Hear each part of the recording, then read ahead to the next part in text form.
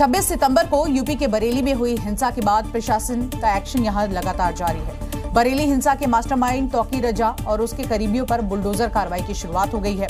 नगर निगम और बरेली विकास प्राधिकरण की अगर हम बात करें तो देखिए किस तरह से ये पूरी की पूरी टीम जो है वो सैलानी मार्केट पहुंची और इसके बाद अवैध तरीके से बनाई गई 200 दुकानों को यहां गिराना शुरू कर दिया गया। मतलब बरेली में हिंसा को अंजाम देने वालों की अब बिल्कुल खैर नहीं, जिनमें बरेली बवाल के मास्टरमाइंड मौलाना तौकीर रजा के करीबी और उसके राइट हैंड डॉक्टर नफीस के रजा पैलेस पर भी शामिल है, जिसको ढहाने के लिए प्रशासन की तरफ से कई बुलडोजर भेजे गए। सबसे पहले बुलडोजर से रजा पैलेस का गेट तोड़ा गया, फिर एक एक करके 3 बुलडोजर पैलेस के अंदर पहुंच गए। इसके बाद डॉक्टर नफीस के अवैध रजा पैलेस को बुलडोजर से ढहा दिया गया। ये है बैंक्वेट हॉल, जिसको यहाँ पर अब डिमोलिश किया जा रहा है, निस्तो नाबूद कर दिया जा रहा है। 3 बुलडोजर आपको फ्रेम में दिखाई देंगे। कार्रवाई के दौरान भारी संख्या में यहाँ पुलिस बल के जवान भी तैनात रहे ताकि हालात बिगड़ते ही वक्त रहते उसे संभाला जा सके। तौकीर रजा के करीबी डॉक्टर नफीस के अलावा सैलानी मार्केट में अवैध तरीके से बनी 200 दुकानों पर भी कार्रवाई की गई। और देखिए किस तरह से ये पूरी की पूरी घटना जो है उसकी जानकारी आपको दे रहे हैं। बवाल के बाद पीड़ितों से मिलने जा रहे समाजवादी पार्टी के 14 सदस्यीय प्रतिनिधिमंडल को पुलिस ने यहां रोक दिया। इस दौरान सपा के कई नेताओं को पुलिस ने हाउस अरेस्ट भी कर लिया। दरअसल 26 सितंबर को आई लव मोहम्मद मामले को लेकर जुम्मे की नमाज के बाद यहां बवाल शुरू हुआ था, जिसको लेकर समाजवादी पार्टी की सियासत तेज हो गई। बरेली में हुए बवाल के बाद समाजवादी पार्टी का 14 सदस्यीय प्रतिनिधिमंडल पीड़ितों से मिलने जा रहा था, जिसमें कई सांसदों को पुलिस ने रोक लिया, जबकि कई सांसदों को हाउस अरेस्ट कर लिया। सपा सांसदों को हाउस अरेस्ट और बरेली नहीं जाने पर माता प्रसाद पांडे ने योगी सरकार को घेरा, वहीं यूपी सरकार मंत्री ने पलटवार किया। सूचना मिली, मैं रात को भागता हुआ 12 बजे यहाँ आया। मुस्लिम मतदाता उनके साथ कैसे मजबूती से जुड़ा रहे, इसी के लिए सारे काम करना है। 26 सितंबर को आई लव मोहम्मद मामले को लेकर जुमे की नमाज के बाद बवाल हुआ था, जिसका मास्टरमाइंड मौलाना तौकीर रजा है। इस मामले में 80 से ज्यादा आरोपियों को जेल भेजा जा चुका है।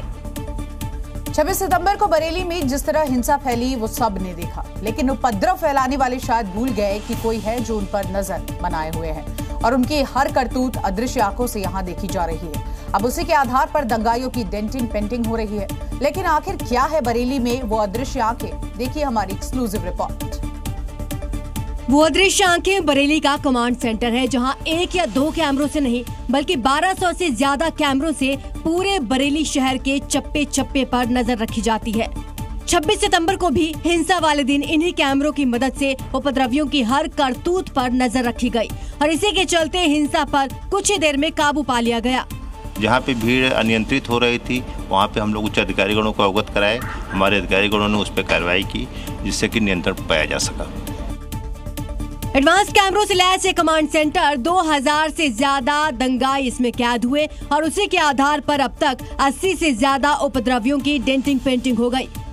हिंसा हुई तो करीब 2000 ऐसे सीसीटीवी फुटेज पुलिस को मिले, जिसमें कि दंगाइयों के चेहरे साफ हो गए।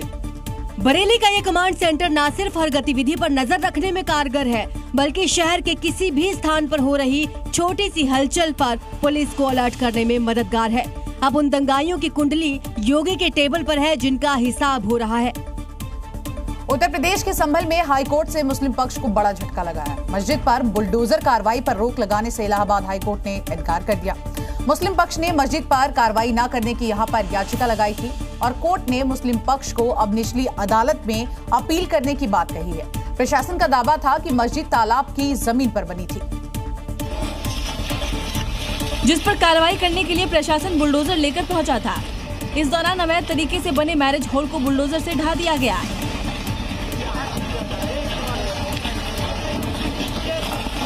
तालाब पर बनी अवैध मस्जिद को हटाने पहुंची प्रशासन की टीम से लोगों ने खुद तोड़ने के लिए 4 दिन की मोहलत मांगी थी। इसके बाद लोगों ने खुद ही मस्जिद की बाहरी दीवारों को तोड़ दिया था। मस्जिद के मुतवल्ली ने हाईकोर्ट की अर्जेंट बेंच में याचिका दाखिल की थी, जिस पर सुनवाई करते हुए हाईकोर्ट ने मस्जिद पर बुलडोजर कार्रवाई पर रोक लगाने से इनकार कर दिया। साथ ही ध्वस्तीकरण आदेश पर स्टे लेने के लिए निचली अदालत में अपील करने की बात कही। वो रेगुलर अपील का एक इशू है, जिसके लिए कोर्ट ने हमको हमारी ही रिक्वेस्ट पर परमिट किया कि हम वहां पर जाकर अपनी अपील फाइल करें। मुस्लिम पक्ष की याचिका खारिज करने के बाद तालाब की जमीन पर बनी अवैध मस्जिद पर योगी का बुलडोजर चलना तय है। एक तरफ दंगाइयों की डेंटिंग पेंटिंग हो रही है तो दूसरी तरफ बदमाशों और हिस्ट्री शीटरों का हिसाब भी हो रहा है। यानी योगी सरकार और योगी की पुलिस ने ठान लिया है कि प्रदेश को अपराध मुक्त बनाना है, जिसका असर यूपी में क्राइम रेट लगातार नीचे गिरता हुआ दिखाई दे रहा है। और उसी दिशा में योगी फोर्स लगातार बढ़ रही है। ऐसा कोई दिन नहीं जब ऑपरेशन लंगड़ा के तहत एक्शन ना दिख रहा हो। मुजफ्फरनगर, मेरठ, बुलंदशहर, संभल, अमेठी, मथुरा में योगी फोर्स ने अपराधियों का हिसाब किया है। मुजफ्फरनगर पुलिस ने आतंक का पर्याय बन चुके मेहताब को यमराज के पास भेज दिया। बताया जा रहा है कि बदमाश पर 18 से ज्यादा मामले दर्ज थे। बुढ़ाना में सराफा व्यापारी से लूट के बाद 1 लाख रुपए का इनाम घोषित किया गया था। इस पर हमला करोगे तो छेड़ोगे तो फिर छोड़ेंगे भी नहीं, और एक बार छोड़ेंगे नहीं तो फिर छोड़ोगे कभी नहीं। मेरठ में लाइव मर्डर के आरोपी से मुठभेड़ के बाद आरोपी लंगड़ाकर चलने लगा, तो बुलंदशहर में हिस्ट्री शीटर की हत्या में फरार मोहम्मद पर भी पुलिस फोर्स का एक्शन दिखा। अमेठी में ऑपरेशन लंगड़ा के तहत इनामी बदमाश को अरेस्ट किया गया। वहीं मथुरा में बीजेपी जिलाध्यक्ष के घर फायरिंग के आरोपी को मुठभेड़ के बाद अरेस्ट किया गया है। और ये एक्शन अभी थमने वाला नहीं है, क्योंकि ये योगी का ऑर्डर है।